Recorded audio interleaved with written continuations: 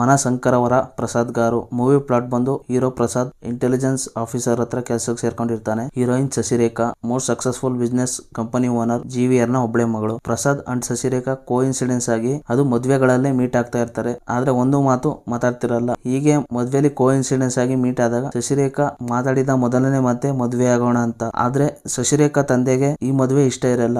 ಆದ್ರೂ Prasad and Shashirekha marriage ಆಗ್ತಾರೆ. Marriage ಆಗಿ 3 years ಆದ್ಮೇಲೆ GVR ಪ್ರಸಾದ್ ಮನೆಗೆ ಬಂದು ಶಶಿರೇಖಾ ಓದಿರೋದು ವೇಸ್ಟ್ ಆಗಬಾರ್ದು ಅಂತ ಅವಳನ್ನ ಮನೆಗೆ ಕರ್ಕೊಂಡು ಹೋಗಕ್ಕೆ ಬರ್ತಾರೆ. ಶಶಿರೇಖಾ ಹೋಗಲ್ಲ ಅಂದ್ರು ಪ್ರಸಾದ್ ಫೋರ್ಸ್ ಮಾಡಿ ಕನ್ವಿನ್ಸ್ ಮಾಡಿ ಶಶಿರೇಖಾನ ಮತ್ತೆ ಅವನ ಇಬ್ಬರು ಮಕ್ಕಳನ್ನ GVR ಮನೆಗೆ ಕರ್ಕೊಂಡು ಹೋಗ್ತಾನೆ. GVR ಕಂಪನಿಲಿ ಪ್ರಸಾದ್ ಅಂಡ್ ಶಶಿರೇಖಾ ವರ್ಕ್ ಮಾಡ್ತಾ ಇರ್ತಾರೆ. ಪ್ರಸಾದ್ ಯಾಕೆ ಆಫೀಸ್ ಬಿಟ್ಟು GVR ನ ಮನೆ ಕೆಲಸಕ್ಕೆ ಬರ್ತಾನೆ? ಶಶಿರೇಖಾ ಯಾಕೆ ಮನೆಗೆ ಬರದೆ ಆಫೀಸ್ ಬಿಸಿನೆಸ್ ಟ್ರಿಪ್ಸ್ ಅಂತ ದೂರದಲ್ಲಿ ಇರೋಕೆ ಕಾರಣವೇನು? ಹೀಗೆ ಅವರ ಈಗೋಯಿಂದ ಡಿವೋರ್ಸ್ ಹಂತಕ್ಕೆ ತಲುಪುತ್ತೆ. ಹಾಗೆ ಡಿವೋರ್ಸ್ ಆಗಿ 6 ವರ್ಷವಾದ್ರೂ ಪ್ರಸಾದ್ ತನ್ನ ಮಕ್ಕಳನ್ನ ಮೀಟ್ ಮಾಡದೇ ಇರೋಕೆ ಕಾರಣವೇನು? ಪ್ರಸಾದ್ ಮಕ್ಕಳನ್ನ ಮೀಟ್ ಮಾಡ್ತಾನ?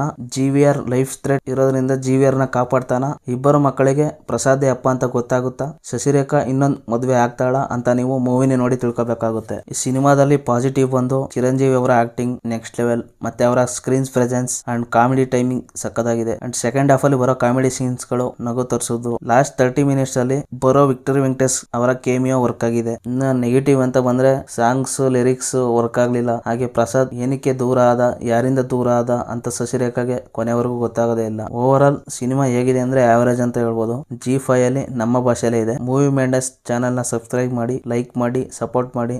ಧನ್ಯವಾದ. ಮತ್ತೆ ಸಿಗೋಣ.